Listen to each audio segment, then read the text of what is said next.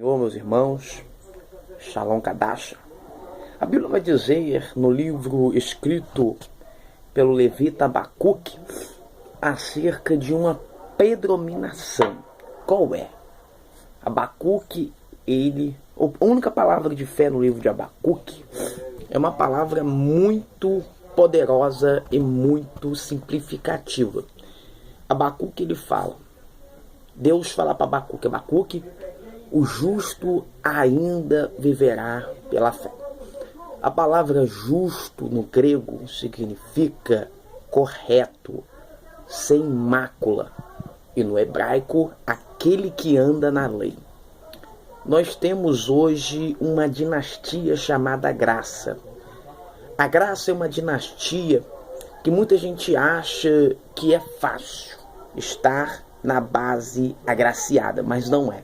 Pois Paulo vai dizer aos Coríntios e aos Gálatas que pior que o tempo da lei é o tempo da graça, pois o tempo da lei não era um tempo de perseguições, um tempo de luta e de lástimas e de lutos, mas sim o tempo da graça era um tempo, o tempo da lei é um tempo onde Deus, ele habita dentro do tabernáculo.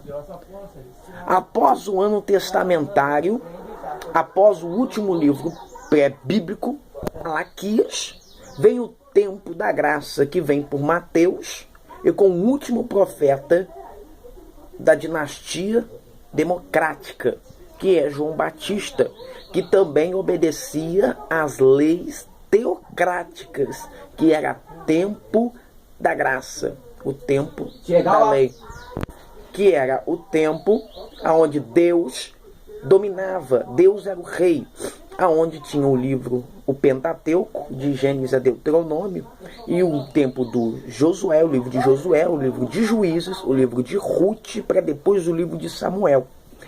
Deus, então, agora, no tempo da graça, Deus derramaria a virtude que ele falou em Joel, que é o poder e o batismo com o Espírito Santo, que é uma promessa vindoura e uma herança a qual Jesus Cristo desceria à terra para nos trazer a sua divina revelação.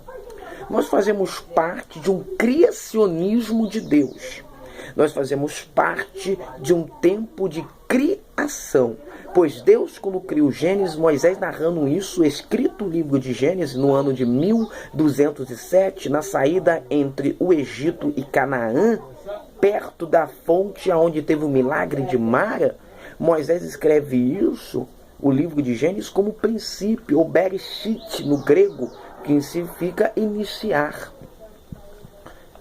O tempo da graça hoje é diferente do tempo da lei. Vamos começar simplificando dizendo que o tempo da graça é um tempo onde não tem mais sacerdote, é um tempo onde tem rabínicos, ou mestres ou doutorado no Pentateuco, os filosóficos, e não tem mais holocaustos, ofertas passivas com animais inocentes, agora são com a lei, as 613 leis mosaicas, ou as 611 da Tanakh, que as duas são para nós gentios.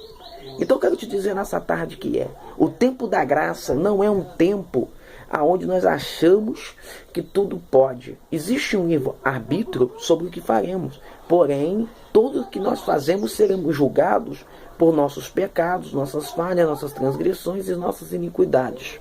E eu quero te dizer hoje, qual é? Abacuque, quando diz o justo viverá pela fé, quem estava entrando dentro da dinastia judaica, pois o povo do Reino Norte já tinha sido totalmente levado a cativo por Teglat-Pilesar. E agora no 608, quem estava sendo deportado é o Reino Sul, Judá, com a capital Samaria, capital Jerusalém. Quando Roboão ele faz uma dinastia, uma separação em 922 a.C., Roboão ele também estava separando por causa de quê? Do imposto adquirido pelo faraó Neco, por causa de Senaqueribe. Aleluia. Então Deus, ele olha a situação do povo, os altares pagões, e sonho dos holocaustos para Azera, Baal, Balins, Belzebu, Astarote, Moloque e Milcom. Deus então fala, vou mandar os caldeus. Todos nós sabemos que os caldeus se encontram em Gênesis capítulo 11, versículo 37, onde Deus fez a descendência de Terá com Abraão e com Ló e com Sarai. E vamos ver na Bíblia também, grega, que os caldeus nada mais nada menos que é a descendência de Cã, o filho do meio de Noé, após a peregrinação, após o dilúvio noético.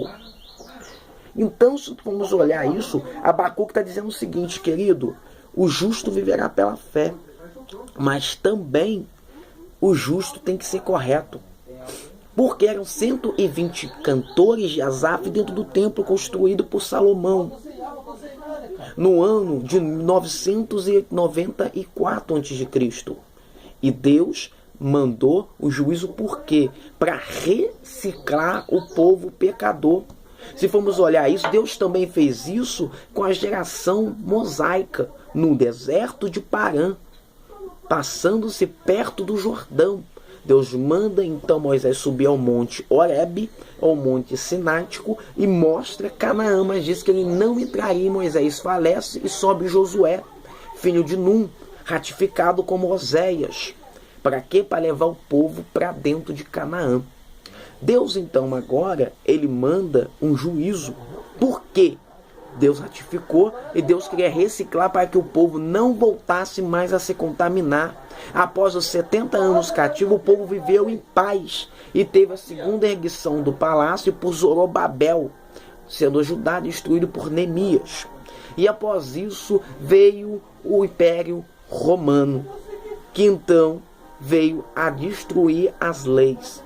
E o seu primeiro imperador foi Caio César Otaviano Augusto, chamado-se também de Tibério César.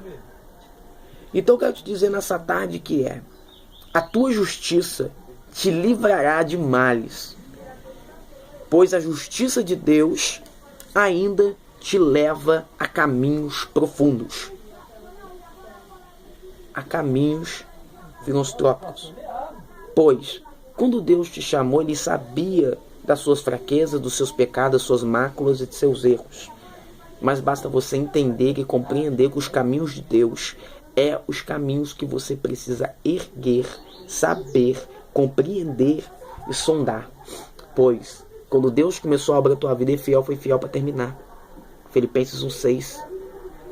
Então, querido, eu quero te dizer nessa tarde nesta noite, nesta manhã, que Deus vai dar um basta neste juízo. Deus, quando molda o teu caráter, quando Deus quer separar alguém, o justo do ímpio, Deus recicla. Deus, Ele até mata, porque Deus é amor, mas Hebreus 11 vai dizer que Ele é fogo consumidor. Aquilo que atrapalha a tua obra, Ele arranca com raiz de tudo. Então, fica com essa palavra, fica com essa verdade. Pois Deus vai fazer você ser um justo. E todo justo tem caminhos para percorrer. Depois da reciclação, Deus vai te dar uma nova história, uma nova trajetória. Fica com essa palavra, fica com a graça de Deus. E faça como os hebreus fez. Shema, ouve.